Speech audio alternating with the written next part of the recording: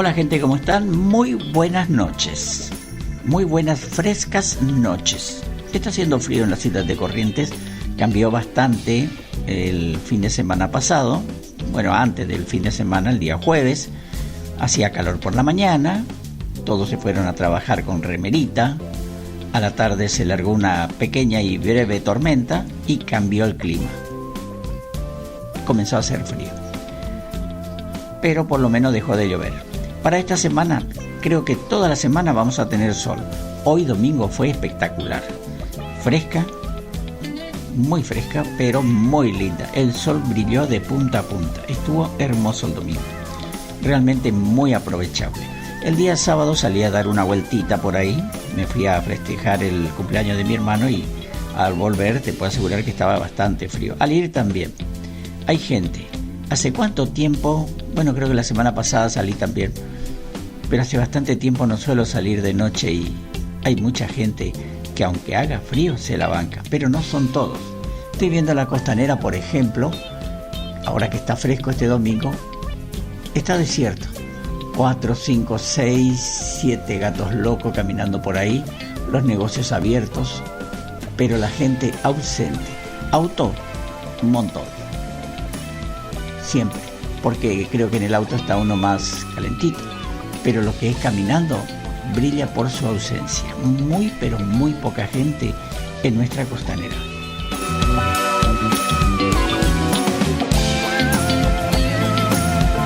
¿Cómo estarán haciendo los chicos que son los ángeles del puente?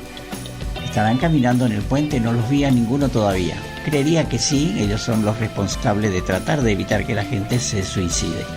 Esto es Relato. Yo me llamo Amado Antonio y voy a estar haciéndote compañía hasta la hora 24. Aquí por Radio Fresh, también en contacto directo con la 103.1 FM de Resistencia.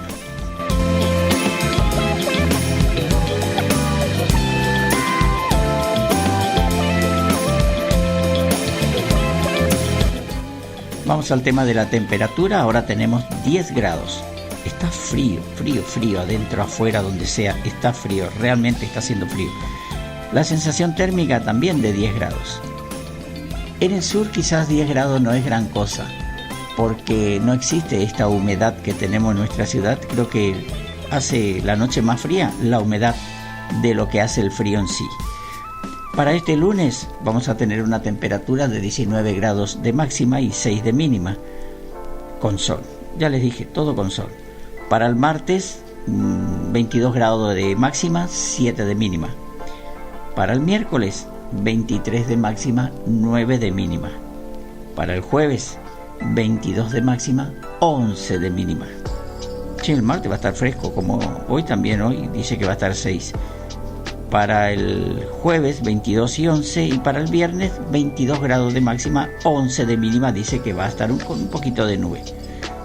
El sábado va a haber unos 22 grados de máxima, 11 de mínima.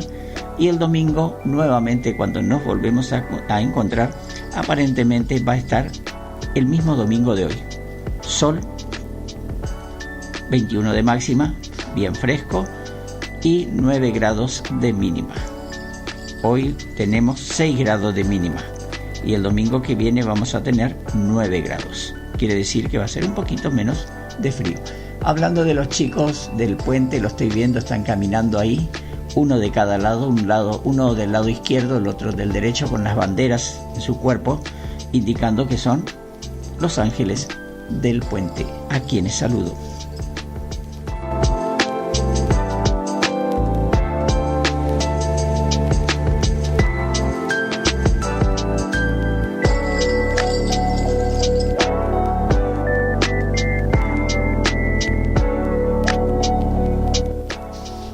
A 53 años de la inauguración del puente General Manuel Belgrano, lo veía tanto cuando era chico y decía, ¿será que alguna vez lo van a terminar? Porque no era tan rápido como, a mi forma de ver, la construcción del puente. Una obra de intercomunicación esencial en la región NEA, que une a las provincias del Chaco y Corrientes. Con el tiempo se constituyó en identidad referencial de los habitantes de ambas orillas. Antes pasábamos con un medio acuático que se llamaba el Vaporcito. Le decíamos Vaporcito por el ruido que hacía. No hay indicios de que el ingeniero francés Jean Courbon, allá por los años 70, haya dimensionado todo lo que su proyecto de obra significó y significa para las comunidades de esta región mesopotámica.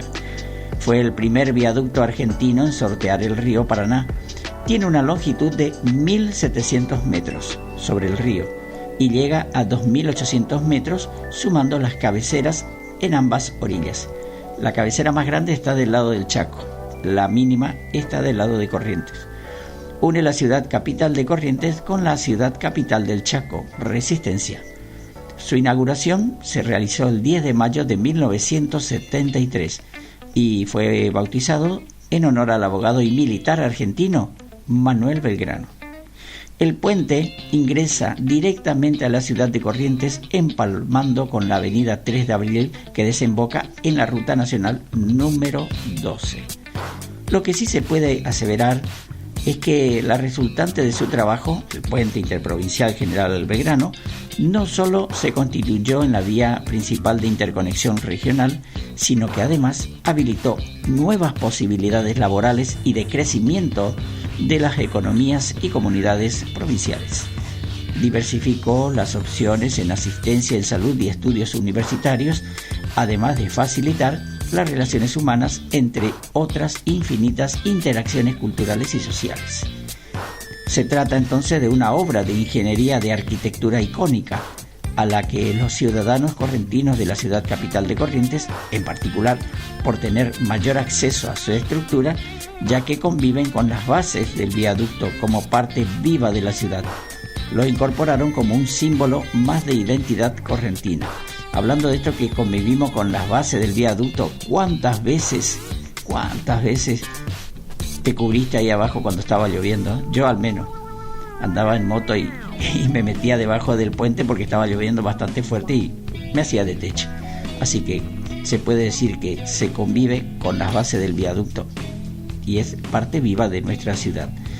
En el lado chaqueño, sin embargo, la cabecera del puente no convive directamente con la comunidad del barrio San Pedro Pescador, barriada inmediatamente emplazada al costado del extremo opuesto del puente, como sucede en Corrientes, lo que no quita la utilidad y la importancia que para los chaqueños significa esta gran obra de ingeniería, que fue la primera que se construyó en Argentina sobre el río Paraná. Ojito, no es noticia menor.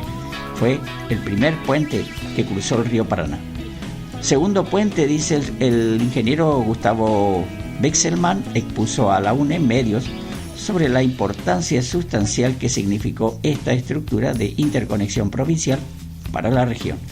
Ni por casualidad la influencia de su construcción puede ser soslayada en cuanto al progreso de la zona. Es que el puente comenzó siendo una vía de comunicación, una carretera tradicional que luego se transformó desde hace varios años a la fecha en una avenida interurbana con necesidades y características muy diferentes para las cuales fue inicialmente pensado. En esa línea reflexionó sobre la necesidad de construcción del tan mentado segundo puente interprovincial. Es realmente una necesidad crítica. Desde hace una década a la fecha, el tránsito por el General Belgrano alcanzó su máxima expresión. Además, la ciudad de Corrientes corre serios riesgos y peligros con el transporte de larga distancia dentro de sus avenidas principales. Yo la verdad que no sé si decir que corremos graves riesgos, como dice la noticia. Hubieron accidentes, perfecto, pero fueron causados por las mismas personas imprudentes que cruzan el puente. Gente que no respetan la velocidad, dicen el puente que no hay que cruzar a los autos, los cruzan, entonces ocurren estos accidentes. La mayoría de los problemas fue arriba del puente, no en la ciudad de Corrientes, salvo algunas cosas que pinchadura de rueda, eso lo puede tener hasta un coche, no solamente un camión. Y sí, cuando se paraliza el puente, ahí sí se puede decir que genera un caos, pero no es siempre. No obstante, yo creo que sí necesitamos un segundo puente que nos conecte con el Chaco.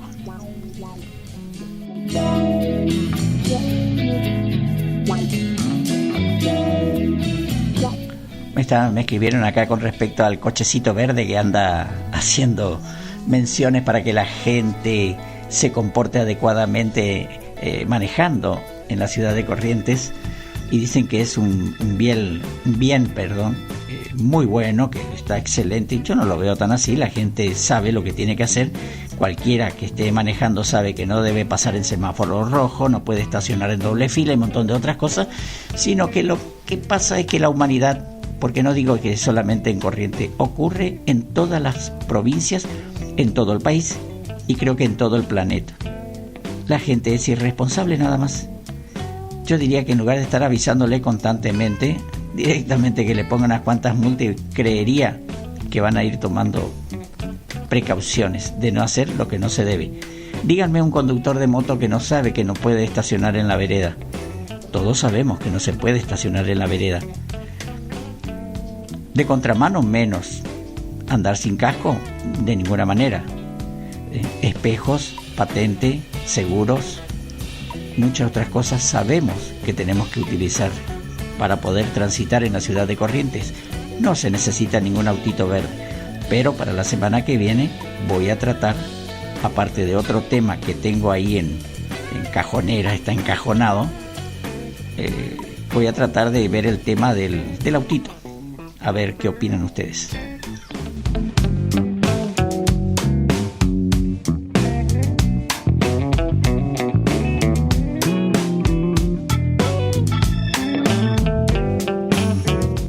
Bueno, ya pasaron 13 minutos de la hora 22 y te paso el número telefónico para que te contactes con nosotros. Contactate con nosotros 3794-257849. Aunque creo que la mayoría de la gente ya tiene este número telefónico para contactarse, ya que a las noches, cuando suelo hablar, a veces tengo un poquito de compañía de parte de ustedes que me están enviando algunos datos para ir generando el próximo programa. A todos los que se comunican les agradezco mucho.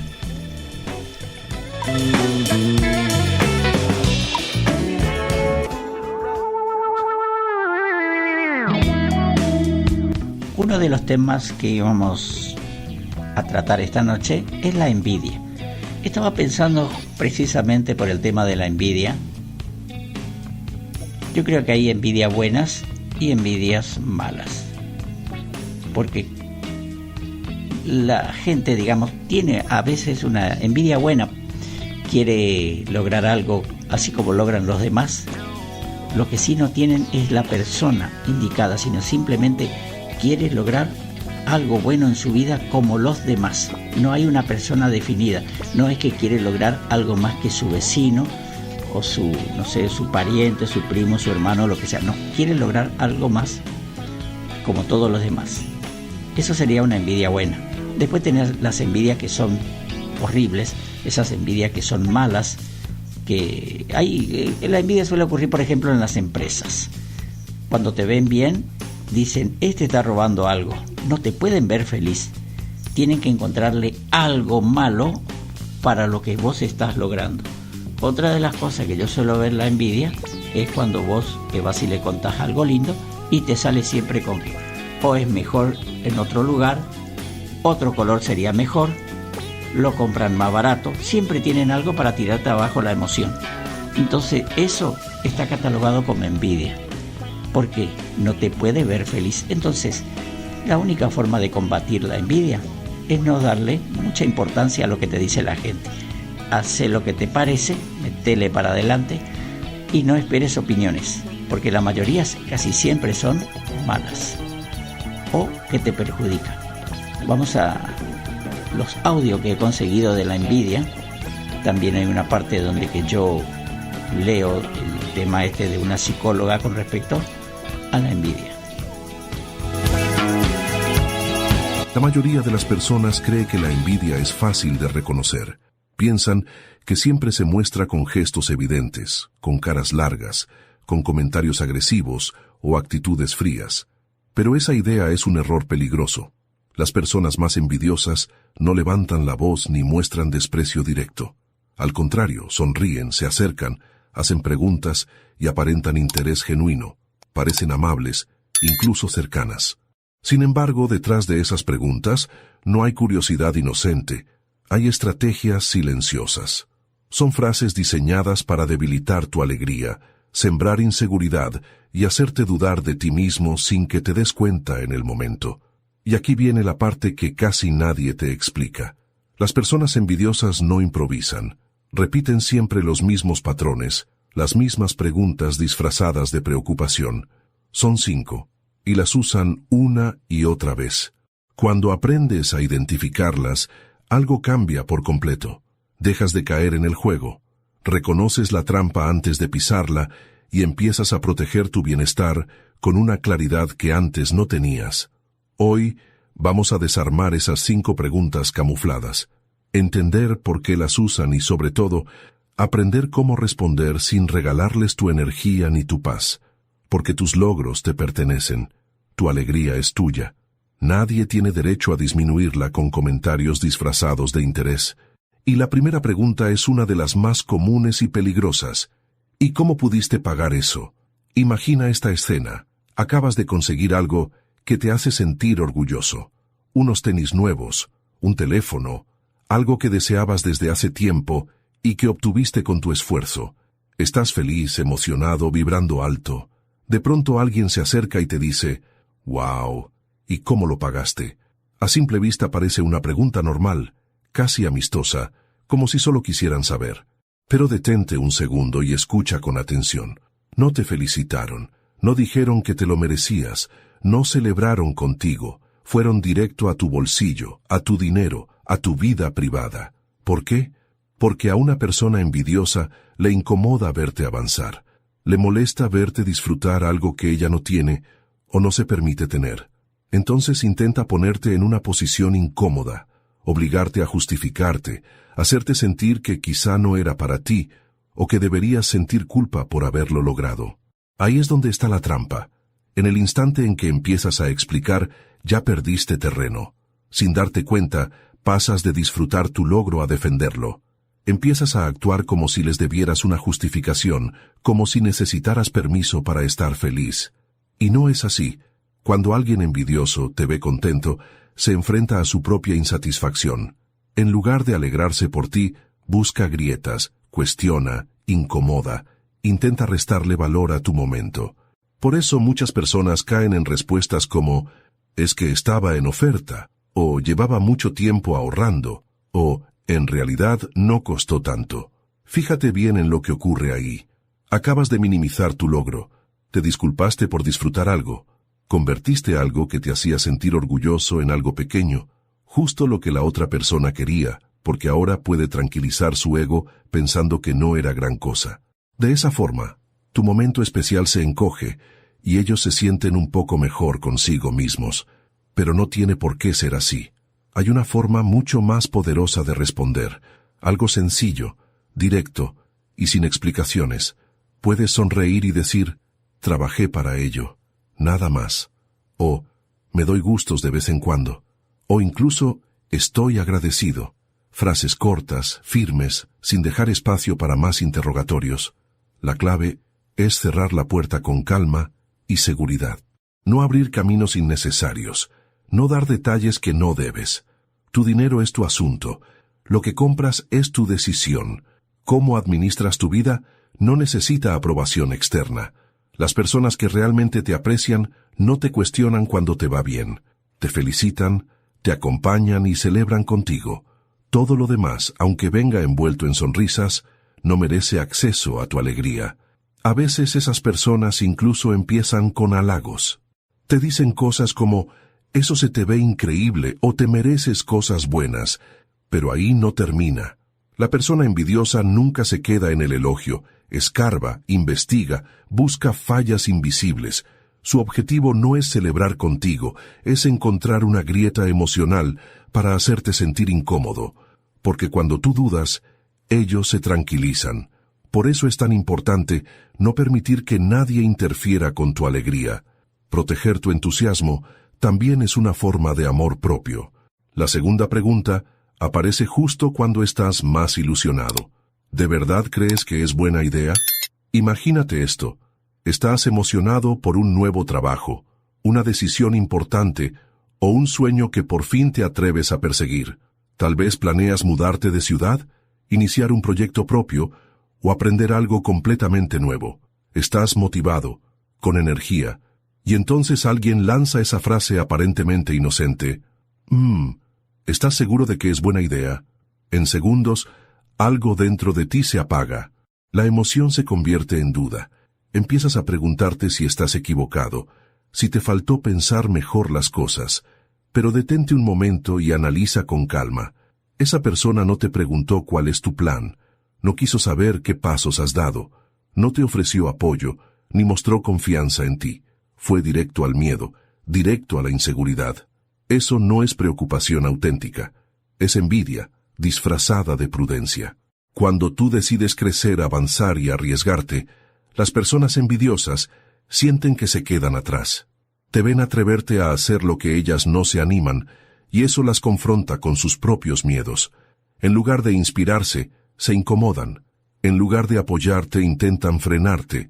No porque quieran cuidarte, sino porque tu movimiento les recuerda todo lo que no se atreven a hacer.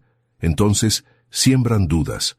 Usan un tono suave, una cara preocupada, para que pienses que te están ayudando. Pero en realidad, solo están protegiéndose del malestar que les provoca verte avanzar mientras ellos permanecen estancados. Piénsalo bien. Si realmente les importaras, te preguntarían por tu estrategia. Te dirían, cuéntame qué tienes pensado, o ¿cómo puedo apoyarte? Eso es interés real. Pero la persona envidiosa no acompaña el proceso. Solo deja caer la bomba de la duda y se va, esperando que seas tú quien riegue ese miedo hasta que crezca dentro de ti. ¿Y cómo se responde a eso? Con firmeza y calma. Míralos a los ojos y di, sí, estoy seguro y voy a hacerlo. Sin debates, sin explicaciones largas. También puedes decir, ya lo pensé y es lo que quiero, o prefiero intentarlo a quedarme con la duda toda la vida. Porque la verdad es esta, crecer implica riesgo, vivir implica riesgo, y no puedes permitir que el miedo de otros se convierta en la cárcel de tus decisiones. Las personas que te quieren de verdad pueden sentir preocupación, pero aún así te apoyan. Te dicen, suena difícil, pero confío en ti. Las personas envidiosas no hacen eso. Ellas solo siembran duda y desaparecen. No quieren ayudarte a avanzar, quieren detenerte. No lo permitas. Tus sueños valen el riesgo. Y ahora viene la tercera pregunta, una de las más dolorosas. ¿Quién te crees que eres? Esta duele porque ataca directamente tu identidad. Empieza a aparecer cuando estás cambiando. Cuando creces, cuando hablas con más seguridad, cuando te muestras diferente, cuando caminas con más firmeza, sonríes con más confianza, y ya no te haces pequeño para encajar. Justo ahí, alguien intenta recordarte el lugar donde ellos creen que deberías quedarte. Tal vez empezaste a vestirte mejor, tal vez dejaste de tolerar faltas de respeto, tal vez comenzaste a poner límites claros donde antes callabas. Y entonces aparece alguien con frases como, ¿y tú quién te crees? ¿Ya cambiaste, no la clásica? ¿Ahora te sientes mejor que nosotros? En ese instante, algo se mueve dentro de ti. Aparece la culpa. Te sientes incómodo. Y sin notarlo, empiezas a encogerte, a regresar a tu antigua versión solo para que los demás se sientan tranquilos.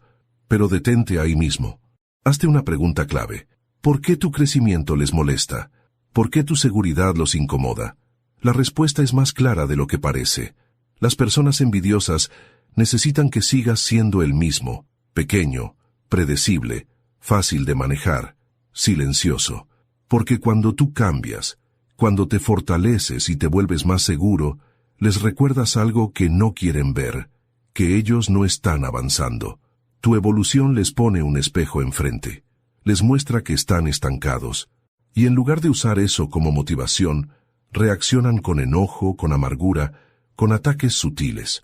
No dicen, me da gusto verte así. No reconocen tu esfuerzo ni tu proceso.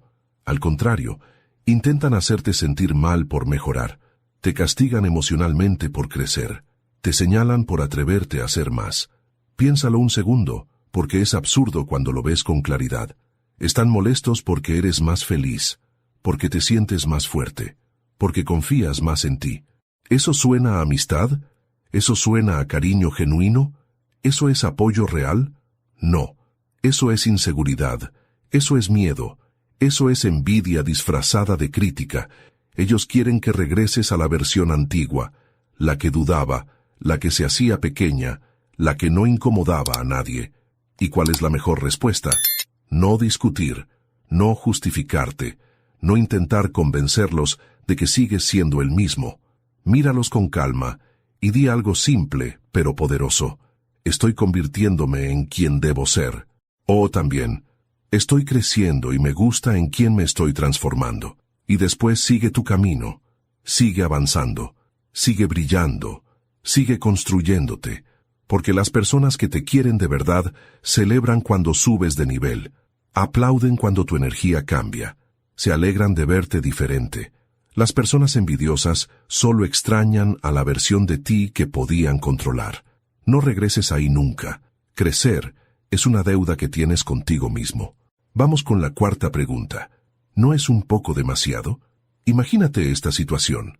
Estás feliz, celebrando algo importante. Tal vez compartiste un logro, una buena noticia, o simplemente decidiste arreglarte bien para un evento. Y alguien comenta, ¿no es mucho? ¿De verdad necesitas tanta atención? ¿O por qué presumes ahora? De inmediato sientes vergüenza. Te sientes incómodo, como si estuvieras exagerando, como si estuvieras ocupando más espacio del que te corresponde. Pero aquí viene la pregunta clave que casi nadie se hace. ¿Demasiado para quién? ¿Demasiado según quién? Esta crítica no habla de ti, habla de ellos, de su incomodidad al verte disfrutar, de su incapacidad para tolerar tu brillo. A las personas envidiosas les cuesta ver a alguien feliz, seguro y expresándose sin miedo. Tu luz las obliga a mirar su propia falta de satisfacción. Por eso intentan bajarte el volumen. Te dicen que eres demasiado ruidoso, demasiado orgulloso, demasiado exitoso, demasiado seguro. Pero aquí está la verdad que pocos se atreven a decir en voz alta: tú no eres demasiado. Simplemente eres demasiado para ellos. Tu luz es intensa para su oscuridad. Tu alegría es fuerte para su silencio. Y en lugar de trabajar en sí mismos, en lugar de encender su propia chispa, intentan apagar la tuya. No lo permitas. Tu brillo no es el problema. El problema es que no todos están listos para verlo. Entonces, ¿qué respondes en ese momento? Sonríe con tranquilidad y di algo tan simple como: solo estoy siendo yo. O también, estoy feliz y no voy a disculparme por eso. No necesitas discursos largos ni explicaciones elaboradas. La fuerza está en la sencillez. Mantén el mensaje claro, firme y sin culpa, porque no tienes por qué encogerte, esconderte ni apagar tu luz para que otros se sientan cómodos. Las personas que realmente te apoyan no te piden que bajes el volumen. Al contrario, se elevan contigo, celebran tu energía y caminan a tu lado. Las personas envidiosas prefieren verte callado, invisible, reducido. No les hagas caso. Permítete ser expresivo, seguro y orgulloso de quién eres. Brillar no es un error, es una señal de que estás vivo. Vamos con la quinta y última pregunta, y para muchos, la más incómoda de todas. ¿Alguien te ayudó con eso? Escucha bien, acabas de lograr algo importante. Te esforzaste, fuiste constante y los resultados llegaron. Tal vez recibiste un ascenso, terminaste un proyecto enorme o creaste algo valioso, y entonces alguien comenta: ¡wow, qué bien! ¿Alguien te ayudó? Al principio suena inofensivo, como simple curiosidad, pero presta atención a lo que hay detrás. No dijeron que eres talentoso, no reconocieron tu capacidad, no destacaron tu esfuerzo.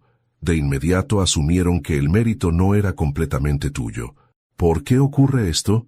Porque a una persona envidiosa le cuesta aceptar que tú seas capaz, inteligente y competente por ti mismo.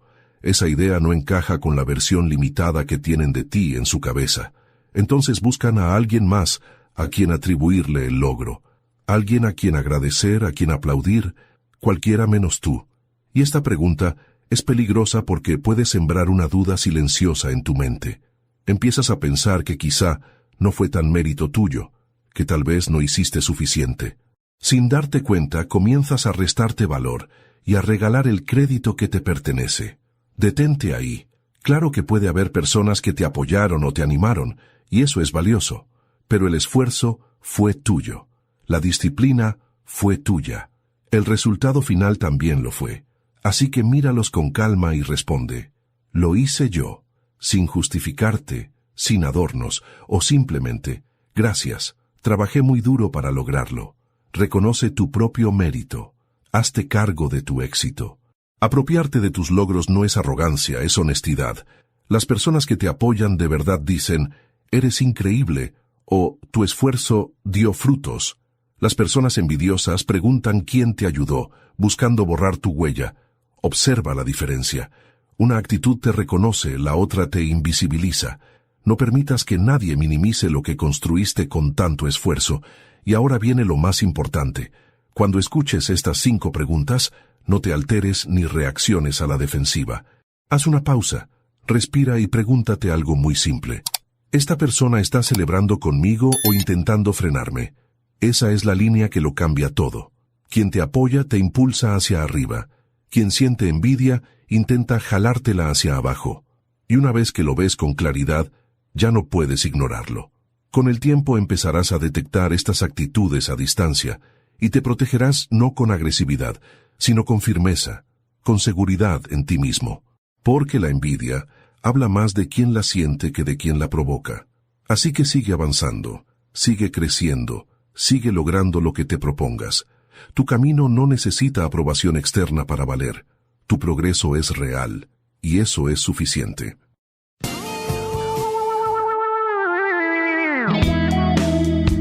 Qué potente el audio anterior.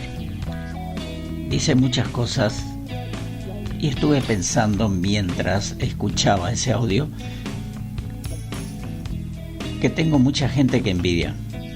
Lamentablemente sí tengo mucha gente que envidia. Sobre todo, inclusive, también a este programa y también a la radio que poseo. Hay gente que siempre está tirando malas ondas, dice que no va a funcionar, que es, por ejemplo, en este momento todavía no tengo la FM, me decía, no va a funcionar mucho porque le falta la FM. Se equivoca. Hay muchos oyentes, gracias a Dios, porque yo hago lo que yo quiero. No suelo preguntarle a nadie qué le parece.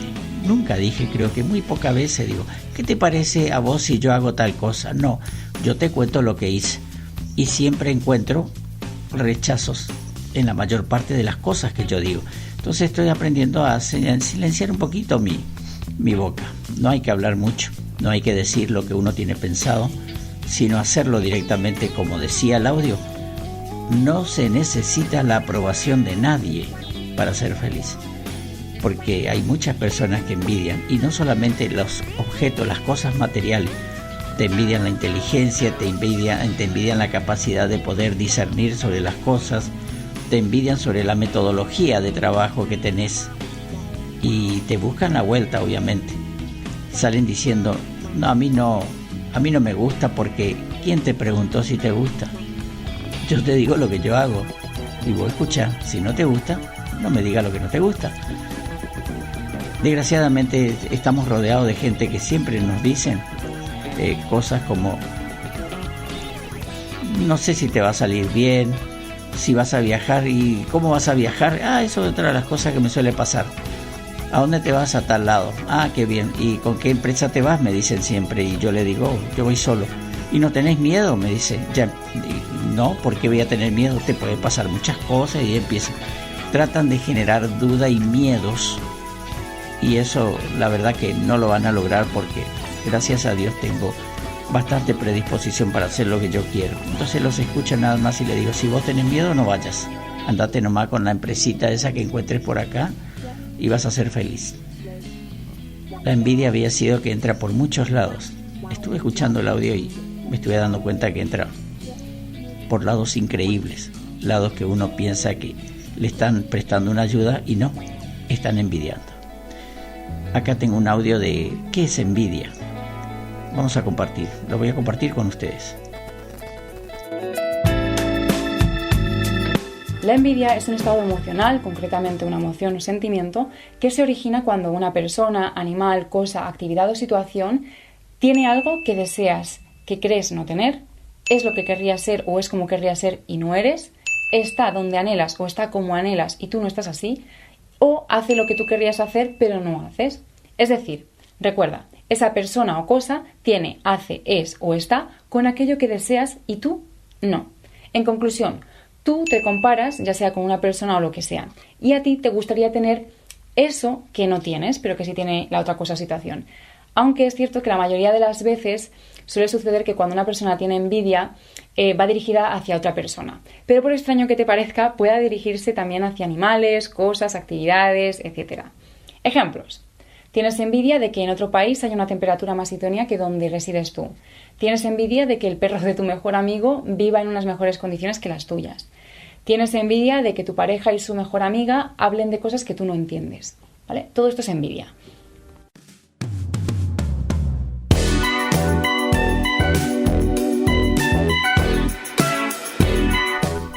Por supuesto que tenemos personas.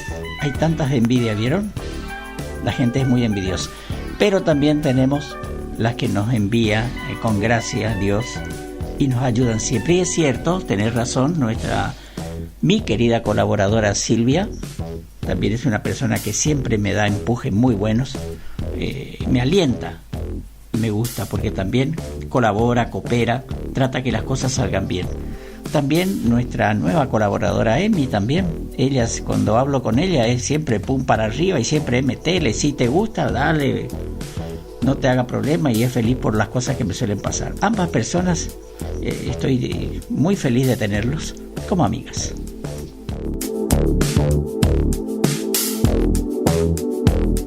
...46 minutos pasaron de la hora 22. Estamos con una temperatura de 9 grados y con 4 personas en la costanera. Autos, un montón. Y lo que estoy viendo es que hay muchas motos, Parece que, bueno, a mí me gusta andar en moto aunque haga frío, pero pareciera ser de que hay muchas personas que también hacen exactamente lo mismo que yo. A veces creo que soy un tarado, un loco que está andando con semejante frío en moto. Ayer, por ejemplo, me fui en moto, pero yo vengo manejando y me encanta, soy feliz, me gusta andar en moto. Quizás no tenga toda la edad que yo quisiera y por ahí se me congela un poco los huesos de la mano, pero que lo sigo haciendo, lo seguiré haciendo porque me gusta. Vos tenés que hacer lo mismo, hacer lo que te gusta. Siempre tenés que hacer lo que te gusta, obviamente sin perjudicar a nadie.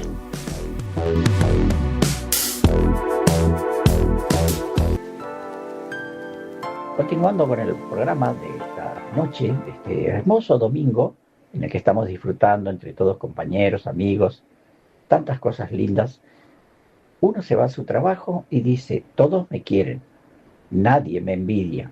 Y hay veces que sí te envidian, pero no te das cuenta. ¿Qué es la envidia? Bueno, la envidia es una de las emociones menos toleradas en la sociedad, en la medida en que la expresión de la envidia se convierte en motivo de rechazo por parte de los otros y también es motor de comportamientos de destrucción y venganza hacia los demás. Para saber qué es la envidia es importante comprender que se trata de un sentimiento doloroso que es difícil de reconocer, guarda, cuidadito, porque daña nuestra imagen, dado que supone asumir que deseo algo que no tengo y que otros sí tienen, y esto nos puede hacer sentir tremendamente vulnerables. Tener un envidioso a tu lado no es muy aconsejable, no te deja surgir, no te deja subir, siempre está tratando de que vos te quedes a la misma altura que están ellos.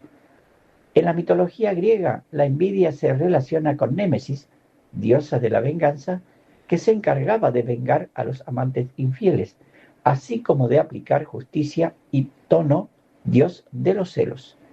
Es frecuente que la envidia elicite sentimientos de ira, destrucción, celos y venganza hacia la persona envidiada, como una forma de satisfacer o bien calmar la angustia y la frustración de que yo no puedo conseguir algo.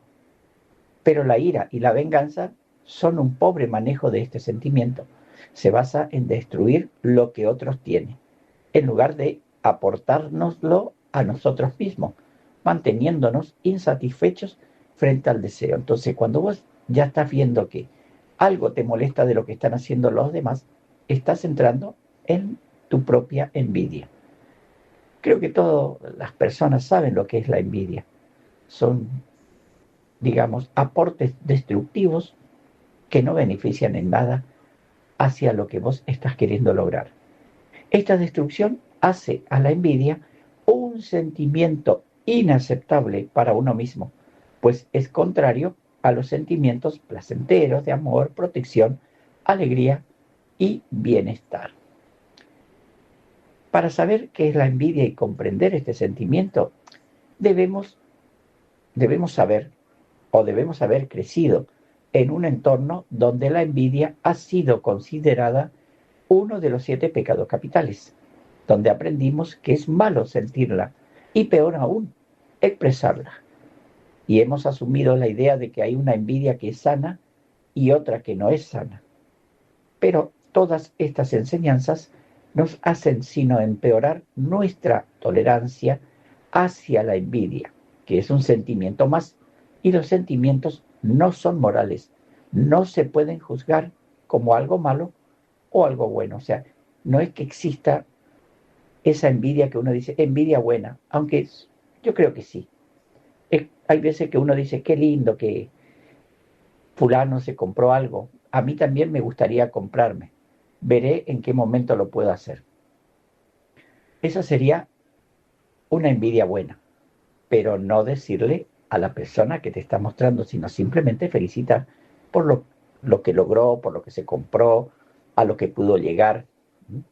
Hay personas que yo he visto una vez en la calle, en el colectivo, donde que le dice, me recibí de enfermera. Feliz la señorita, diciéndole a una persona mayor, contenta por haber logrado algo, por haber conquistado lo que quizás ella quería. Sin embargo, la mujer adulta le dice, pero qué bueno, qué lindo, te felicito, qué hermoso, vas a ser enfermera. Lo que sí te digo, que no es fácil, y ahí comenzó a darle. Le comenzó a bajonear lo que logró la chica. Empezó con que, no te olvides que la paga es mala, los horarios son horribles, hay veces que vas a estar Navidad, Año Nuevo, y yo escuchaba, yo venía escuchando. En el colectivo, no es ahora, es hace mucho tiempo atrás. Y después le decía, le vas a tener que limpiar a los enfermos, sacar toda la caconga, los orines, limpiar, sacar las sábanas. A veces, cuando no viene el de la limpieza, vas a tener que limpiar el piso y vas a tener que soportar los caracteres de las personas que, sobre todo las personas mayores que no tienen una afinidad con la gente y ya están hartos de todo, entonces se enojan de todo. Eso sería una envidia mala, porque bajoneó la alegría de la otra persona. Entonces, ¿qué significa envidia? La envidia es un sentimiento poco aceptado y por supuesto, muy poco frecuente que las personas que acuden a una consulta médica, en este caso, hablan de él. La mayoría dicen que les han hecho daño, que otro ha sido malo con ellos, que otro tiene lo que ellos no tienen, pero rara vez mencionan claramente los sentimientos de envidia. Entonces tratan de ocultar su envidia con enojos que se cree ella para venir a mostrarme lo que consiguió, con quien se casó, qué cosa arregló y todas esas cosas. Eso es envidia. Entonces está enojada por los logros de la otra persona. Esto es así por el rechazo y la vulnerabilidad que producen. Si pensamos en reconocer abiertamente ante un amigo lo que tenemos envidia por su nuevo puesto de trabajo, resulta fácil. Incluso es fácil reconocer que la casa enviada de ese vecino charlatán y tedioso es más bonita y espaciosa. Entonces, lo habitual es que desplacemos esa envidia hacia la rabia contra esa persona envidiada, que tiene lo que nosotros queremos, y que nos centremos en despreciarla.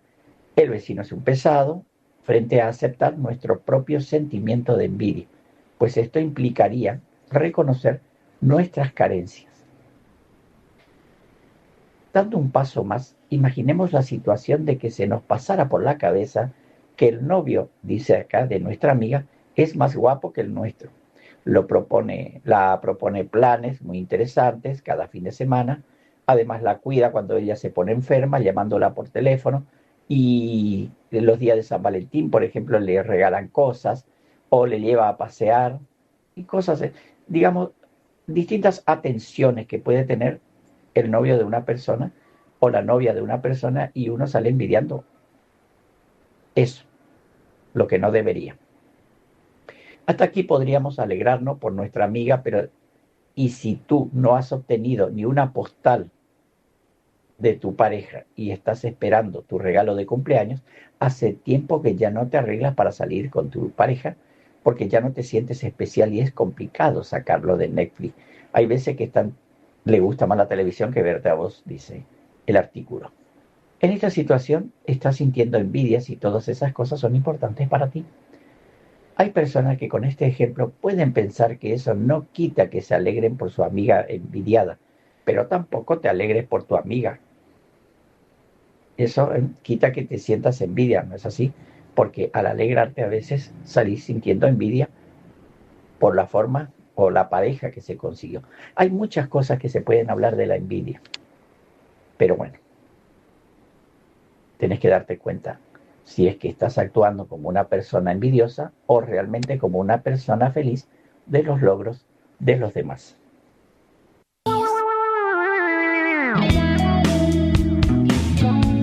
En este programa también vamos a hablar del tema de los nombres.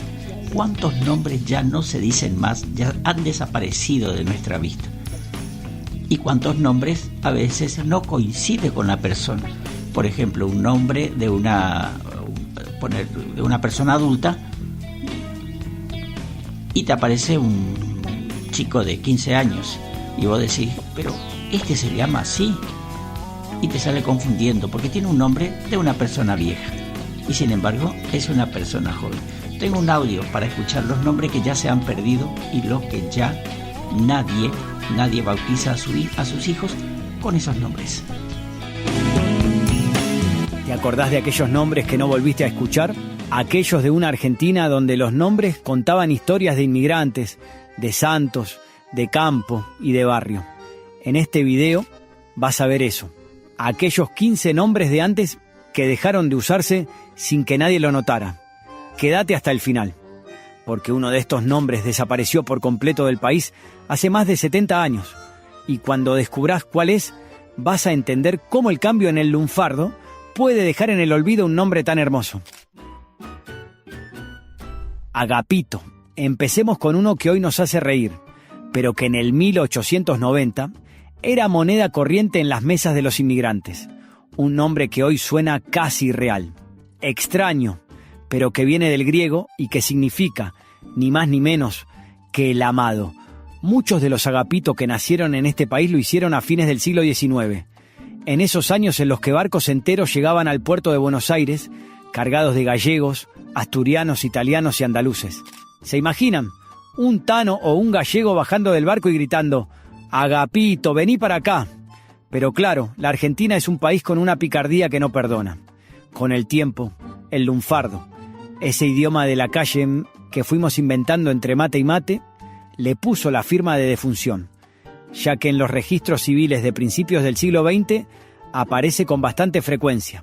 Sin embargo, esa terminación en pito se volvió un blanco demasiado fácil para la gastada, para la burla pesada en el patio del colegio. Agapito se fue silencioso, escondido en las actas de nacimiento amarillentas, reemplazado por los nombres que empezaban a sonar más modernos. Miren qué ironía, pasar de ser el amado a ser el nombre que nadie se animó a pronunciar nunca más frente a una cuna.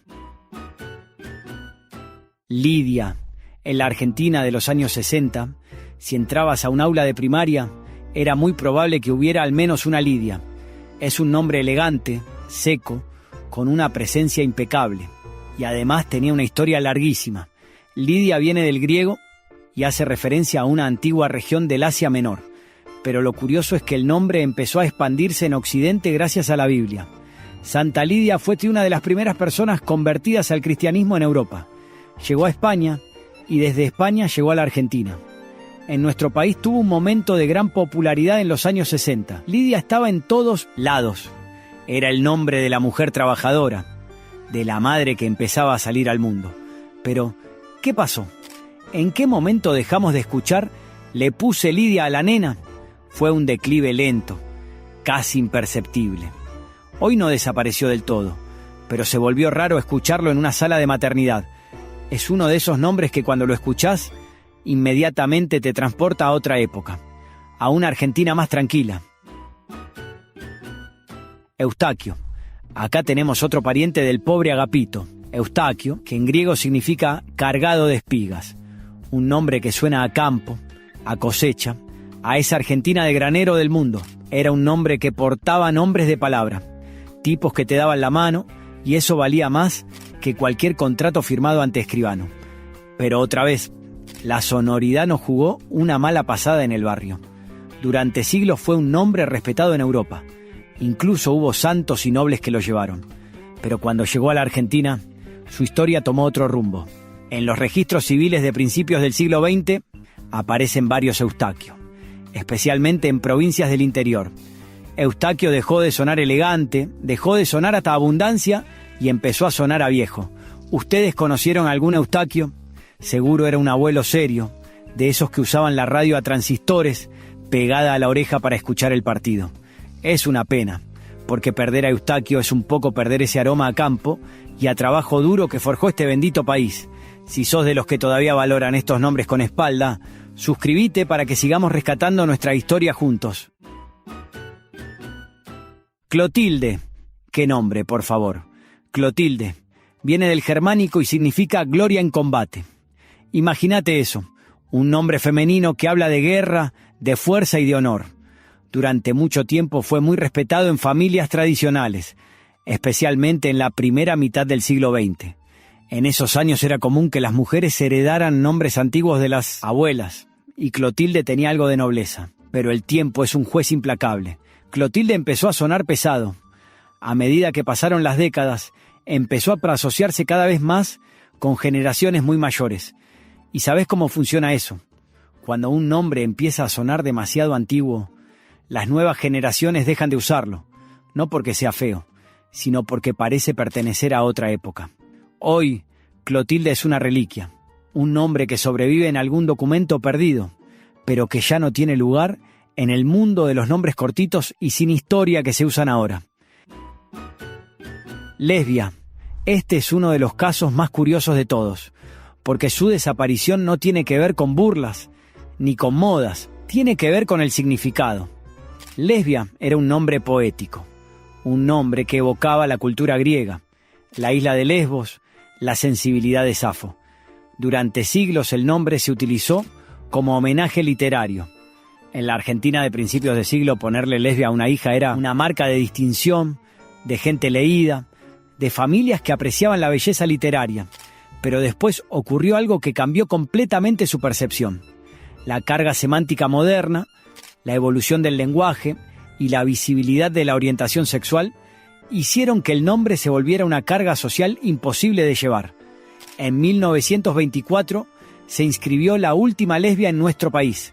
Desde entonces, prácticamente desapareció. Es un ejemplo perfecto de cómo el lenguaje cambia. Fue un desuso absoluto y forzado por el contexto social. Lesbia desapareció sin que nadie se diera cuenta, borrada por el peso de una palabra que se volvió más grande que el nombre mismo. Florindo.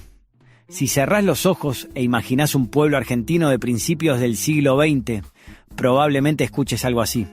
Florindo, que viene del latín y nos habla de las flores, de la primavera, del florecer de la vida. Los inmigrantes italianos lo trajeron en sus barcos junto con las ganas de trabajar. Pero con los años, Florindo se fue marchitando. Hoy encontrar un Florindo joven en Argentina sería casi un milagro. Casi no aparece en los registros modernos. Es como si la primavera se hubiera olvidado de este nombre. Esos nombres que suenan a naturaleza, a veces son los primeros en secarse cuando el cemento de la ciudad avanza. Pero durante muchos años fue un nombre perfectamente normal en las mesas familiares de domingo. Gladys.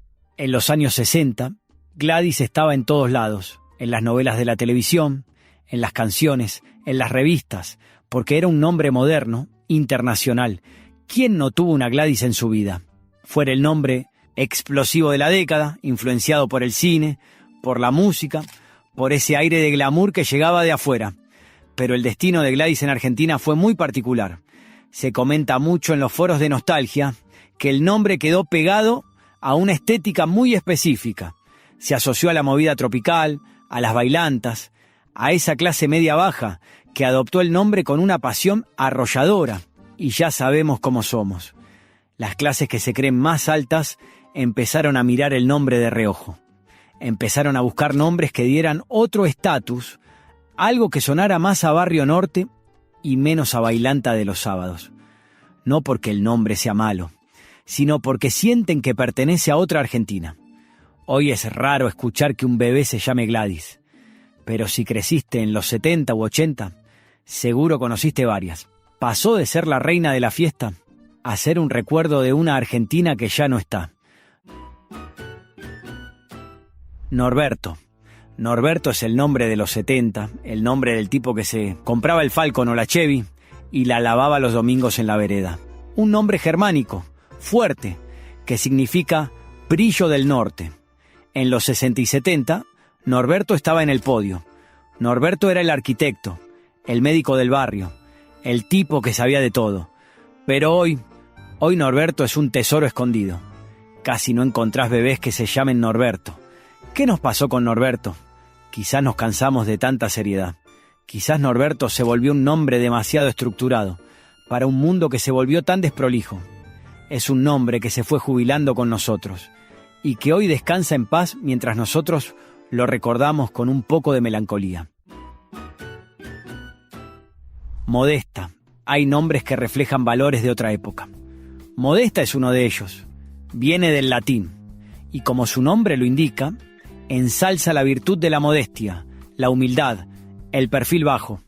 Durante muchos años fue un nombre respetado, especialmente en familias muy religiosas. Era el nombre que los padres elegían para esas nenas que, según ellos, debían ser el sostén callado de la familia. Pero la Argentina de los años 50 empezó a cambiar y la mujer argentina, siempre tan brava y tan adelante, empezó a patear el tablero. Esa sumisión que el nombre sugería empezó a hacer ruido. La gente grande lo dice clarito. ¿Cómo le voy a poner Modesta a mi hija si quiero que se lleve el mundo por delante? Hoy, Modesta suena a un retrato en blanco y negro, a una mujer con las manos enharinadas que nunca levantaba la voz. Es un nombre que se sacrificó para que las mujeres de hoy puedan llamarse como quieran, con nombres que suenen a fuerza y no a silencio. Más allá de que es un nombre hermoso, ¿conociste a alguna Modesta que le hacía honor a su nombre? Contámelo abajo. Rogelio. En los años 70, Rogelio era el nombre de muchos hombres trabajadores. El mecánico del barrio, el encargado del edificio, el hombre que abría el negocio temprano todas las mañanas. Tiene origen germánico y durante décadas fue un nombre muy común en Argentina, especialmente en generaciones nacidas entre los años 40 y 70. Pero algo curioso pasó con Rogelio. No desapareció de golpe, simplemente dejó de elegirse, poco a poco, año tras año, hasta que un día se volvió raro escuchar a un niño con ese nombre. Hoy suena a hombre grande, a otra Argentina. Es una lástima, porque Rogelio era un nombre con espalda, un nombre que aguantaba cualquier tormenta. Se nos fue yendo de las manos mientras buscábamos nombres más livianitos, nombres que no tuvieran tanto olor a taller y a esfuerzo. Angustias. Entramos en el terreno de lo religioso, de esa fe antigua que a veces nos parece incomprensible. Angustias, por Nuestra Señora de las Angustias. Ustedes me van a decir que estoy loco, pero se usaba, y mucho, en los pueblos del interior y en las familias más devotas. Pero piensen un segundo, ¿quién en su sano juicio le pondría Angustias a una criatura hoy? El RENAPER lo dice clarito. No se registra un nacimiento con ese nombre en el país desde hace más de 70 años. La sociedad argentina, entre tanto lío económico y tanto drama, decidió que no quería más dolor en sus nombres. Dejamos de elegir nombres que evocaran el sufrimiento, la pena o el sacrificio extremo. Hoy, Angustias no es una persona, es un estado de ánimo que tratamos de evitar. Es el ejemplo más extremo de cómo nos fuimos despojando de esa herencia tan pesada y tan triste del pasado para intentar, al menos desde el nombre, ser un poquito más felices. Nicasio. Este es uno de esos nombres que hoy parecen pertenecer a otra dimensión del tiempo. Un nombre con una sonoridad que te llena la boca. Viene del griego y significa el victorioso. Mirá qué significado se perdió en el camino. Fue el nombre de nuestros bisabuelos, de esos viejos que tenían la piel curtida por el sol y los ojos llenos de historias. Hoy, cuando decís Nicasio, el argentino promedio piensa en una calle, en un pueblo o en una estación de tren perdida en el mapa. Perdió su fuerza como nombre de pila porque se convirtió en geografía. A medida que nos volvimos más urbanos, más de departamento y de ciudad, nombres como Nicasio empezaron a parecernos demasiado rústicos. El victorioso terminó perdiendo su lugar en las cunas porteñas y rosarinas, quedando relegado a los carteles de chapa de las estaciones ferroviarias que ya no reciben trenes. Ramona. Ramona es un nombre que nos duele un poquito, porque es el nombre de la ternura de antes. Viene del germánico y significa protección, la mujer que te protegía con su delantal inmenso. Fue un nombre tan común, pero tan común, que terminó sufriendo el síndrome de la abuelización. Hoy, Ramona es, para el imaginario popular, una señora de rodete y anteojos. A pesar de que canciones hermosas le rindieron homenaje, el nombre se fue retirando del centro de la escena. Hoy es un nombre que vive en los recuerdos, en las fotos color sepia que tenemos guardadas en una caja de zapatos. Ramona se fue a descansar, dejando un vacío de protección que todavía sentimos cuando extrañamos la cocina de la nona. Telmo. En el siglo XIX y principios del XX, Telmo era un nombre bastante usado. ¿Quién no fue a pasear alguna vez por San Telmo un domingo a la tarde? Pero ¿cuántos de ustedes conocen a un Telmo de carne y hueso que tenga menos de 80 años? San Pedro Telmo, el santo de los marineros, fue el responsable de que este nombre fuera un clásico en el siglo XIX y principios del XX. Era un nombre con aire de puerto, de aventura, de hombre que no le tiene miedo al mar. Pero pasó lo mismo que con Nicasio, pero potenciado. El barrio se comió al nombre. Hoy ponerle Telmo a un hijo suena a ponerle Recoleta o Palermo. Telmo dejó de ser un nombre para ser un destino turístico. Es curioso cómo un nombre que nació para proteger a los navegantes en alta mar terminó anclado en unas pocas manzanas de empedrado, desapareciendo de las actas de nacimiento del resto del país.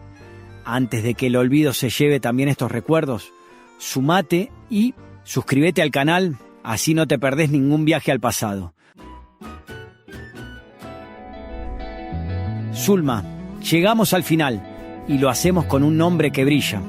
En los años 60 y 70, Zulma era el nombre del glamour argentino. Se volvió muy conocido gracias a figuras del espectáculo.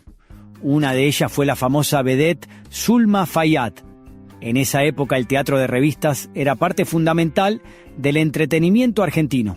Todas las pibas de esa época querían ser un poco como Zulma, pero esa misma fama fue su condena. El nombre quedó tan pero tan asociado a la imagen de la vedette de la época de oro, a la revista porteña y a ese mundo de luces y trasnochadas, que perdió su seriedad para el día a día. Y los padres empezaron a buscar nombres distintos, más neutros.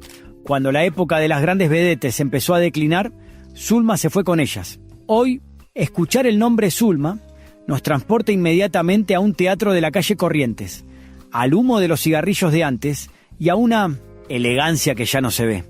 Zulma se despidió del escenario y bajó el telón por última vez, quedándose como el recuerdo de una Argentina que se divertía de otra manera. ¿Conoces a alguien que todavía lleve alguno de estos nombres? Hay muchos nombres más que se me ocurren. Es verdad, el tema de Gladys, la Gladys, como decían algunos. Yo tuve como unas 4 amigas que se llamaban Gladys. También hay otros nombres que quizás no lo dijo, Tengo a mi ayudante de mi casa que se llama Justo, es un muchacho joven y se llama Justo. Cuando me dijeron Justo, yo me imaginé de unos 40 años para arriba, porque es cierto, el nombre a veces te bautiza. Acá cerquita nomás le tengo al amigo, bueno, el amigo no, al vecino Marcelino. Ese nombre tampoco ya no escucho hace cuántos años. Y tenía una compañera de trabajo que se llamaba Marcelina. Hay muchos nombres para recordar, muchos nombres que ya no se usan más, y otros que cuando te dicen ahí viene el Brian, ya te suena a Villa.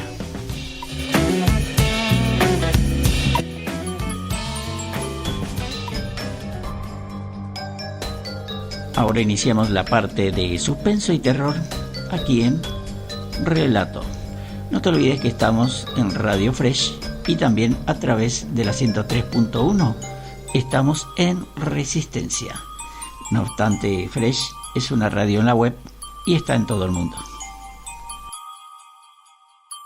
Muy buenas noches. Aquí les habla Silvia, soy una colaboradora de la radio y bueno, voy a presentarles hoy una vez más a mi amada amiga de Villa Mercedes, San Luis, Marilyn Aroca, que nos va a deleitar con una tenebrosa historia de miedo muy real que ella lo vivió en su niñez y nos va a compartir. Ella está llena de experiencias así, este tipo sobrenaturales, y nos comparte, realmente tiene una capacidad narrativa extraordinaria, forma la descripción en que ella hace de los hechos y de los lugares, realmente nos remonta a como si estuviéramos nosotros en ese momento viviendo allí toda su experiencia. Bueno, que se deleiten con esta tenebrosa historia y que la pasen bien.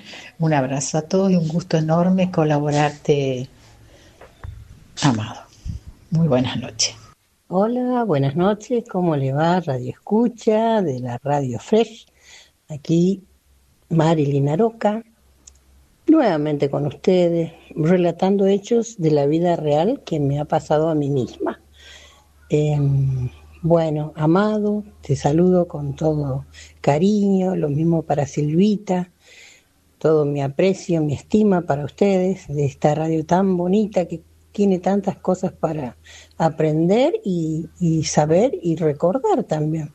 Bueno, les paso a contar que yo vivía de chica, o sea, vivía los fines de semana y feriados de chica en mi barrio, el barrio popular. Allí vivía con mi madre y bueno, mi madre era enfermera. Era muy querida porque era la única de las enfermeras que habitaba el barrio y los barrios aledaños también siempre la necesitaban.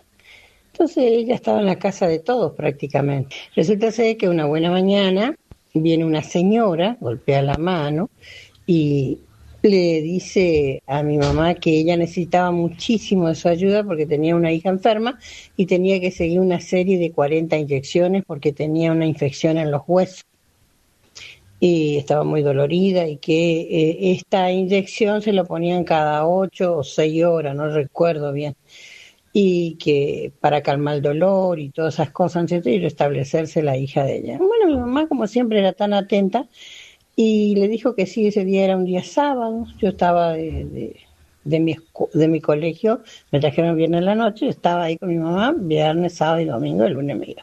Resulta ser que mi mamá el sábado se alista todo y me dice, acompáñame. Bueno, le dije yo, una mujer que vivía en el fondo, que yo no la conocía, pero que era muy famosa, después me entero, en el barrio. Resulta ser que esta mujer era como una curandera, era más bien una bruja. Y todo el mundo se iba a verle por su marido, por sus problemas, por su economía, por su salud, qué sé yo. Y era muy buena. Entonces, resulta ser que esta mujer curaba a toda la gente, pero tenía una cara horrenda, horrible. Tenía los ojos llenos de carnosidad, apenas si se le divisaba el lente de sus ojos.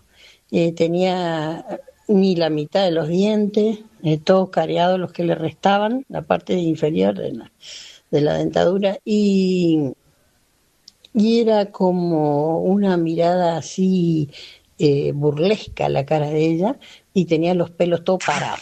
tenía pelo semi largo, no largo, tenía hasta por los hombros, un poco más. Bueno, y me dice ella, vos sos la hija de doña Merceditas. Sí, yo soy la hija de doña Merceditas. Ajá, me dice, yo me llamo Mónica. ¿Me conocés vos a mí? No, señora, no le conozco. ¿Y usted, doña Mercedes, usted me conoce a mí? No, conocerte no, le dice, no te conozco. Yo le dice, ahora te estoy conociendo, le dice mi mamá. Bueno, entre que mi mamá estaba preparando para hacerle la inyección a la nena, yo estaba ahí un poquito más alejada de mi mamá y se acerca esta mujer y me dice, qué linda que sos, Marilyn, qué linda que sos, Marilyn. Lástima que vas a tener que sufrir mucho en la vida y vas a ser muy infeliz. Ah, decía. Pero yo tenía entonces una medalla con una cadenita de la Virgen de Fátima y yo me tocaba la Virgencita, ¿no? La medalla, y le decía, mire, quien tiene a Dios nada teme. Y seguía diciéndome lo mismo y le digo, y puede ser que yo caiga, pero el Señor me va a levantar, le decía yo, ¿viste? A ella. O sea, era mi defensa eso. Y le hablaba yo siempre en Cristo Jesús. Y ella como que repugnaba porque me miraba con asco. Bueno, a todo eso mi mamá dice, venga, ayúdeme, dice, atienda a la nena, dice, le vamos a aplicar la inyección. Bueno, atendí a la nenita, qué sé yo, ¿viste? Y después me decía, vas a vivir muchos años, pero vas a ser muy infeliz. No vas a ser feliz con tu vida. Y yo le decía lo mismo, quien tiene a Dios nada teme, y si me caigo, Él me levantará. Esa era mi respuesta, yo no le decía más nada que eso. Bueno, que salimos de ahí todo, ¿no es cierto? Les cuento que cuando estábamos llegando a la casa de esta mujer, era impresionante la mugre que habitaba su zona. Por ejemplo, ella vivía en una esquina y tenía alambrado, eso de romboidal, ¿no es cierto?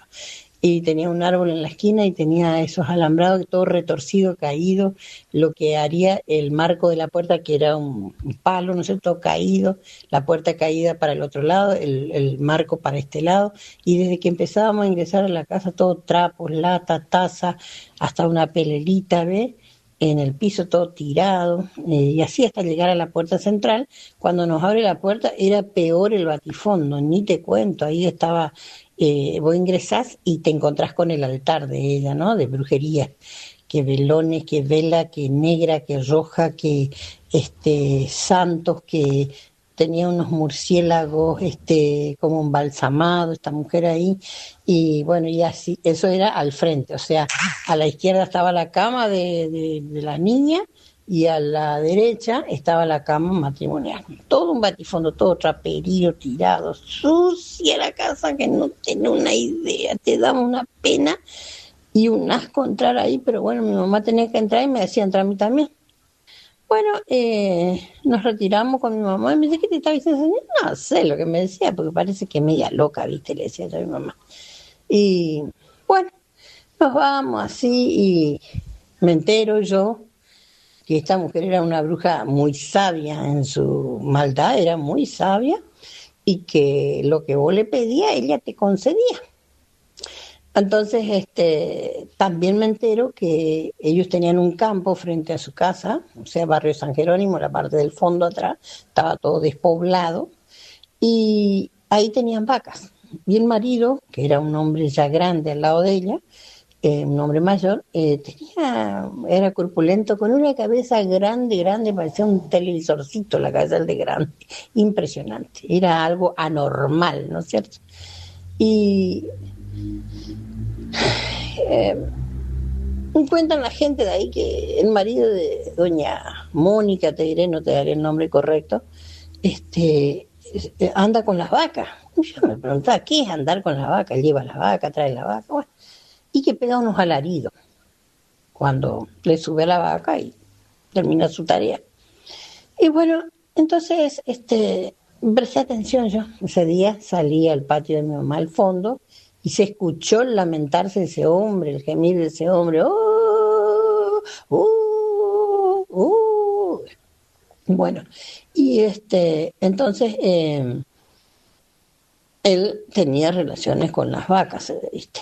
Un día estamos llegando nosotros, que era a las 6 de la mañana que le tocaba, y el hombre salía. Le tocaba la inyección a la nenita y el hombre salía poniéndose bien el cinto, qué sé yo, vestiéndose, terminando de vestirse.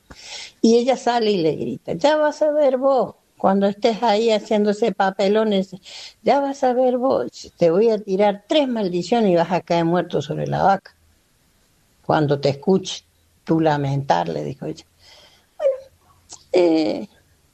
Nosotros estábamos ahí con el tema de la inyección de la nena, el proceso de calentar la jeringa, hervir la jeringa.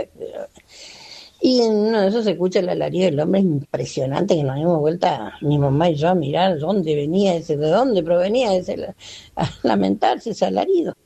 Y entonces dice, permiso, y salió y le dijo, te maldigo para que vos hoy mismo termine tu vida, porque yo seré bruja, pero degenerada como vos no soy, le dijo. Así gritaba la mujer. Y otras cosas más que hablaban lenguas que no se le entendía, no era entendible. No sé, le decía cosa. De repente se cayó el hombre, se cayó, estaba callado.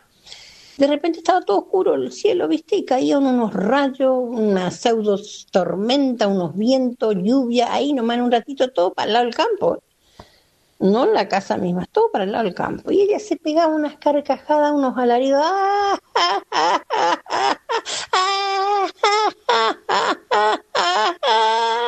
Termino tu historia, le decía ella ahí, ¿ves?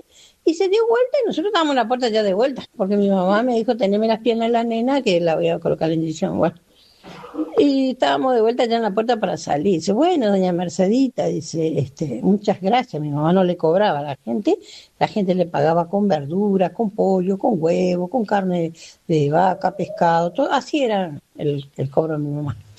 Bueno, y entonces nos fuimos nosotros. Y el comentario después que el hombre murió ahí sobre la vaca y que ella no le fue, ella fue a verlo todo, qué sé yo, pero no le fue a traer para enterrarlo, nada. Y los vecinos ahí como, la vaca siguió andando y el tipo cayó al piso, sabe que lo arrastró al hombre, qué sé yo, por allá lejos, lo encontraron todo lleno de mosca, todo podrido, y los vecinos lo enterraron ahí nomás, sin avisar nada a la policía, nada, que había enterrado al hombre. Y esa era la historia de ella. Bueno, entonces un día yo voy y le cuento, yo tendría 12 años, ¿ves? 12 años, estuve sacando cuenta, tendría 12 años, y me gustaba un chico cuando íbamos a cargar agua en las canillas comunitarias, me gustaba el chico, y yo siempre lo saludaba, y él me saludaba, y él también gustaba de mí, y él siempre andaba en bicicleta, ¿no? Y se iba de acá para allá, hasta el centro, sé que se iba, porque él ahora tenía un 14, 15 años. Y bueno, voy yo y le pregunto a ella si ese chico me quiere, si ella me puede ayudar, si es que no me quiere. Y me dice, no, dice, ese chico no, sí, ese chico te quiere y vos le querés también, pero ese no va a ser para vos, porque mañana o pasado ya se va a morir ese, porque tu infelicidad es así, nadie te queda al lado. Yo me agaché en mi cabeza y me vine nomás. Y se pegaba las carcajadas, ella, ¿viste? Y yo me vine, y bueno, me vengo hoy, yo miré, estaba el chico. Al otro día no lo vi pasar. Y al otro día tampoco. Y ya me enteré también que le aplastó un camión mientras iba por la ciudad. Así que era cierto nomás lo que ella decía y yo nunca más me fui a verla. Pero era famosa en el barrio.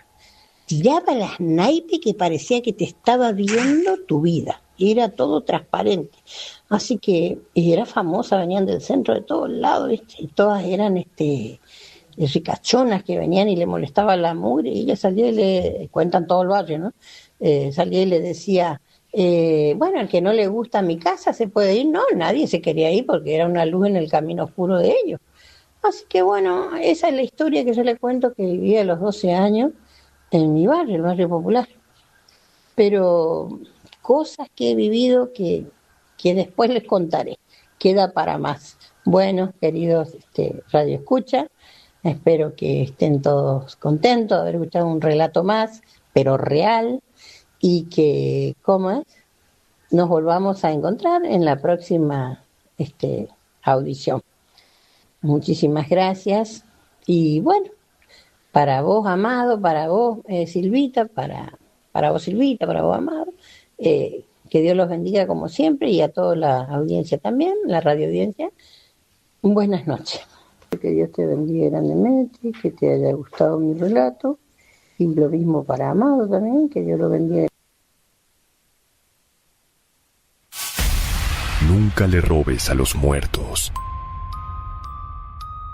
Mira, amigo, esta historia te pondrá los pelos de punta, pero también te dejará una gran lección. Camilo Mata era un hombre de 42 años, fornido, de manos grandes y cara quemada por el sol de tanto trabajar como obrero. Llevaba toda su vida en el pueblo, era conocido por todos, y nadie tenía nada malo que decir de él. Ayudaba cuando lo llamaban, saludaba a todos con amabilidad y era bastante respetado. No era un hombre de problemas ni de vicios. Su único problema en la vida era el dinero, que nunca alcanzaba. Su esposa se llamaba Juana y trabajaba lavando ropa ajena.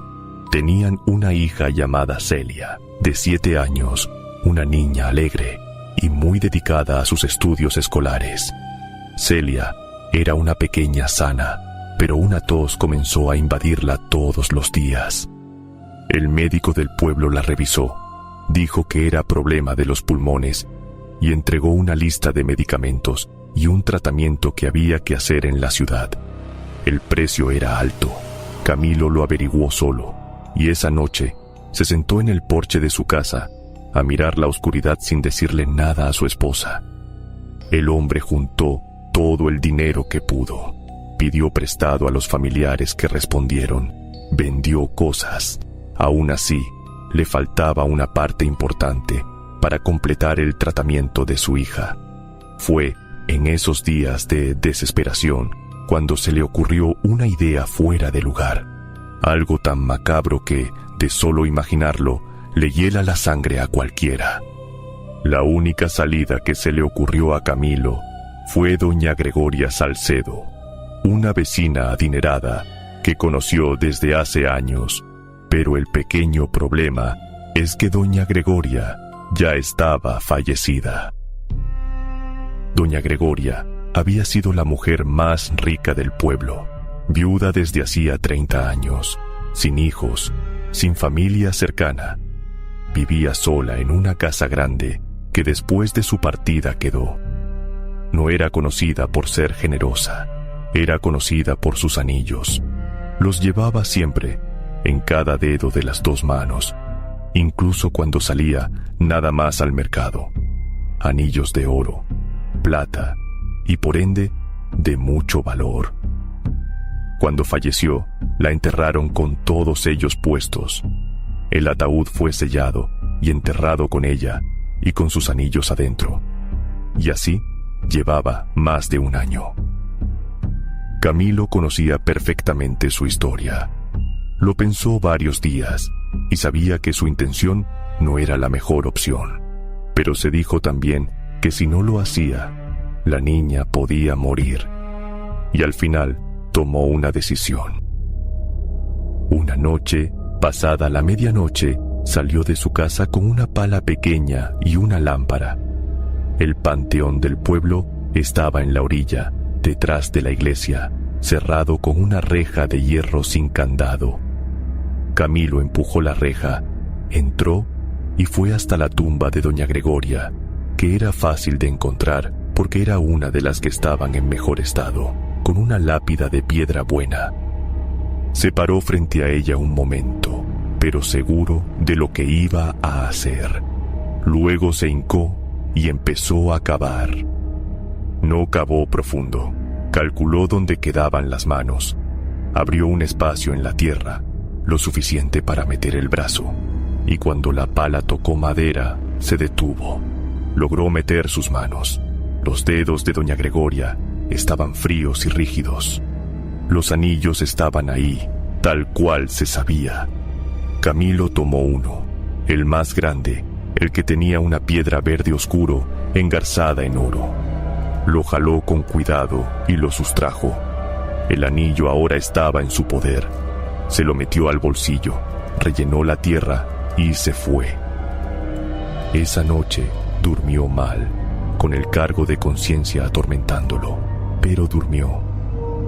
Al día siguiente fue a la ciudad, vendió el anillo en un puesto de antigüedades del mercado y con lo que le dieron, más lo que ya tenía, alcanzó para el tratamiento de Celia. La niña empezó a mejorar, recibió el mejor tratamiento y su salud volvió a estar en perfectas condiciones. Camilo se sintió muy aliviado por haber podido ayudar a su pequeña y junto a su esposa compartieron esa felicidad. Sin embargo, la historia apenas estaba comenzando. Al poco tiempo, una noche, Camilo se despertó a las 3 de la mañana sin saber por qué. No había ruido, la casa estaba en silencio, pero había algo en el cuarto que no estaba antes. Un olor extraño, como a tierra mojada, como cuando llueve y la tierra suelta el olor, pero adentro del cuarto, con la ventana cerrada. Se levantó, revisó las paredes, el techo y el piso, pero no había humedad visible. El olor estaba ahí de todas formas.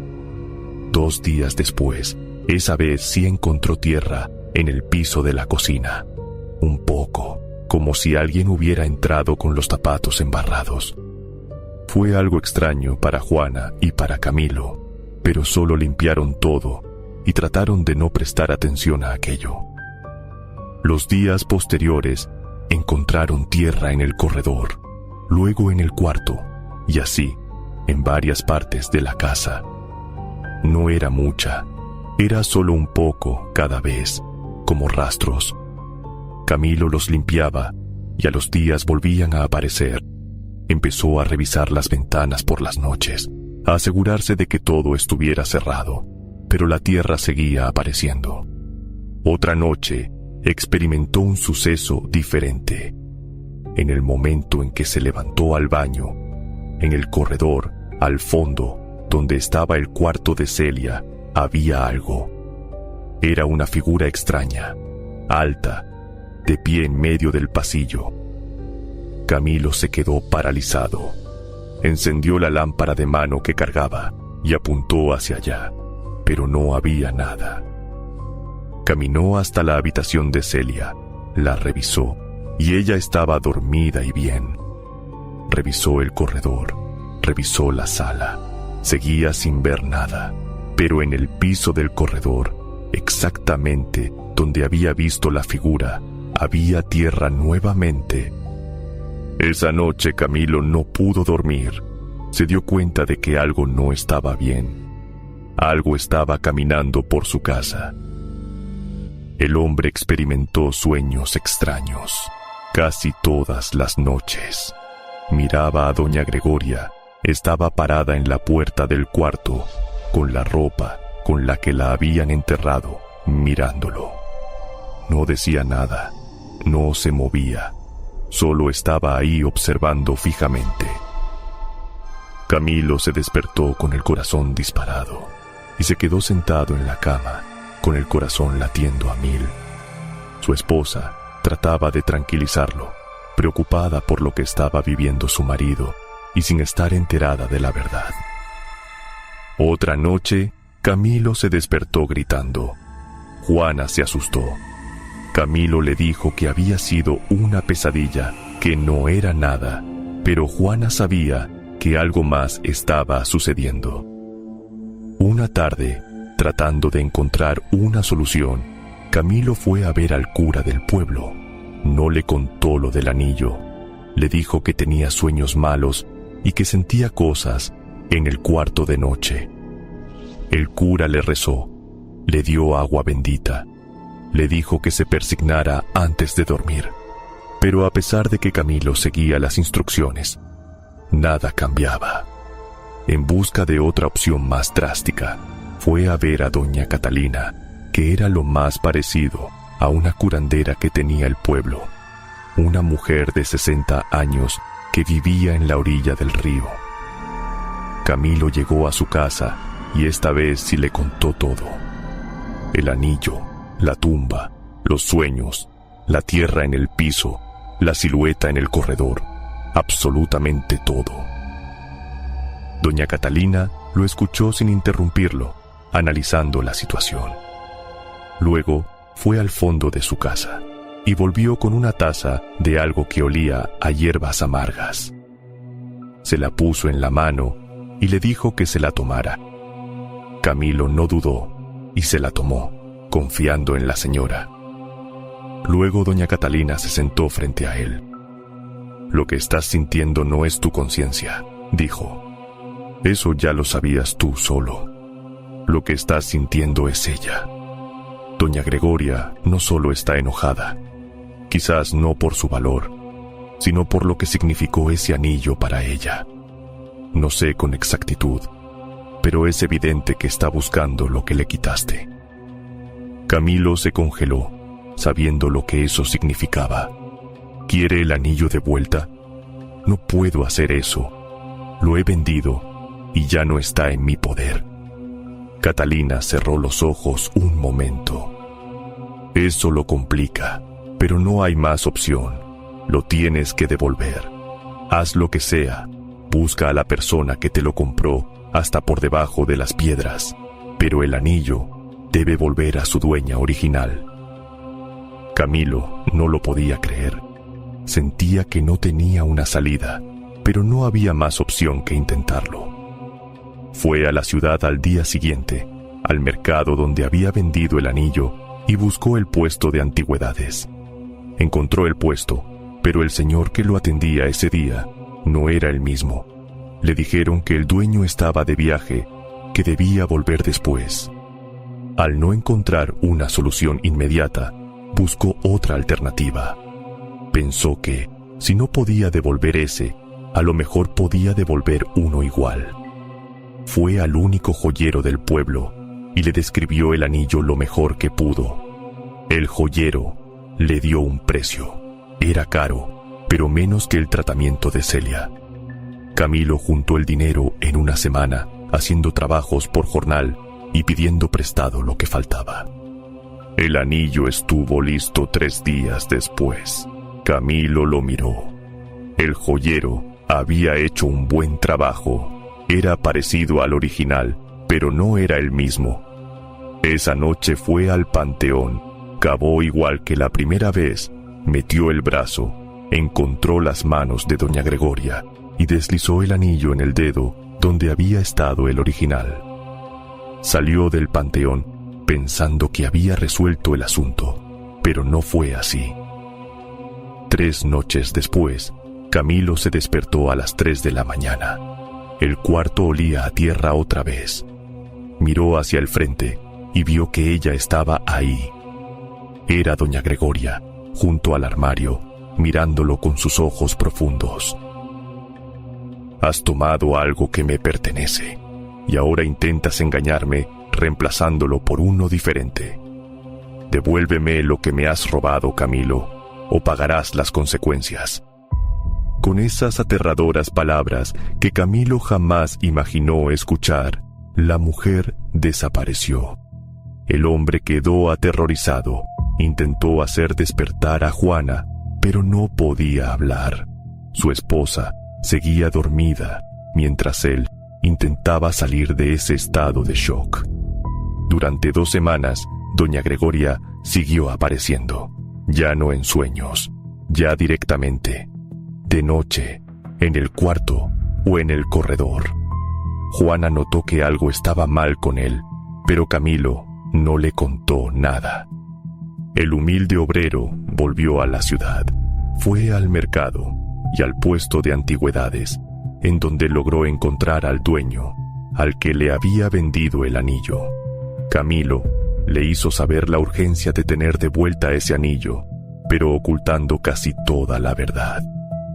El señor del puesto notó la desesperación de Camilo y le dijo que se lo había revendido a una señora. Le dio las descripciones de la compradora y Camilo fue en busca de ella. Tardó medio día. Al final, una señora que vendía telas reconoció la descripción y le dijo que la mujer que buscaba trabajaba en una tienda de ropa en la calle principal del mercado. Camilo fue a la tienda y preguntó por la dueña. En ese momento, una mujer de unos 50 años salió. El hombre intentó negociar con ella, diciéndole que necesitaba el anillo de vuelta con urgencia. La mujer lo miró con desconfianza. Ella tenía el anillo. Entonces, aprovechándose de la situación, le pidió el doble de lo que había pagado. Pero Camilo no tenía eso. Le dijo que le daba lo que ella pagó, más la mitad, que era lo máximo que podía pagarle. La mujer aceptó, y como Camilo no tenía todo el dinero en ese momento, le pidió que le esperara 3 días. Vendió la bicicleta con la que se movía para trabajar, vendió el radio de la casa, pidió prestado a varios conocidos y así pudo completar el dinero. Regresó a la tienda y la señora le entregó el anillo. Camilo lo reconoció en cuanto lo tuvo en la mano. Era el mismo, la piedra verde, el oro amarillo grueso, el peso exacto. Esa noche fue al panteón por 3ª vez. Empujó la reja que chirrió, igual que las otras veces, y caminó hasta la tumba. Cavó cuidadosamente y encontró las manos de doña Gregoria. Buscó el dedo donde había puesto el sustituto y lo sacó. Luego tomó el original y lo deslizó en su lugar. Doña Gregoria, dijo Camilo en voz baja, aquí está su anillo de vuelta. No hubo respuesta. El panteón estaba en silencio. Entiendo que lo que hice estuvo mal. No lo voy a negar. Pero mi hija está viva gracias a su anillo. Perdóneme por lo que hice. Espero que con esto usted pueda seguir descansando en paz. Después de eso, rellenó la tierra. Acomodó lo que quedaba de unas flores secas encima. Se paró, miró la lápida un momento y salió del panteón con pasos lentos. Esa noche durmió tranquilo. No volvió a soñar con doña Gregoria. No volvió a verla por los pasillos. No volvió a aparecer tierra mojada, ni siquiera el olor a humedad. Le contó todo a su esposa y se disculpó por no hacerlo antes, pues no quería asustarla. Pasó el tiempo y todos los años llevó flores al panteón el Día de Muertos. Llevó flores a doña Gregoria, flores que permanecían en buen estado por mucho tiempo, más que cualquier otras, como una señal de que sus disculpas fueron aceptadas. ¿Qué parte de esta historia te ha gustado? Comenta qué te pareció y dime si quieres escuchar más relatos similares a este.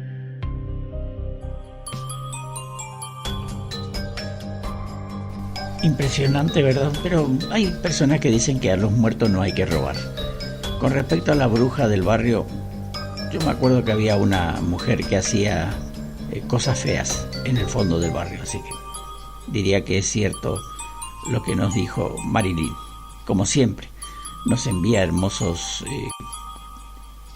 historias de lo que ella ha vivido y que son reales. Y vos no robes a ningún muerto, no sea el caso que te pase lo mismo de lo que le pasó a este hombre. El muerto se levanta y te sigue. No suele ocurrir siempre, pero hay una cosa que sí ocurre. No te sirve para nada, no solamente robar al muerto, robar a cualquiera. Bueno, te agradezco que hayas estado ahí escuchando este programa. Nos volvemos a encontrar el próximo domingo. Te digo que ahora ya tenemos, hasta hace un ratito teníamos una temperatura de 9 grados. Ahora tenemos 8 grados, bajó 2 grados. Así que a abrigarse, a dormir tranquilito, calentito. No tomes café, porque seguramente no vas a poder dormir. Aunque algunos dicen que duermen igual, pero no sé, son medio raros esas personas. Nos vemos entonces. Chau.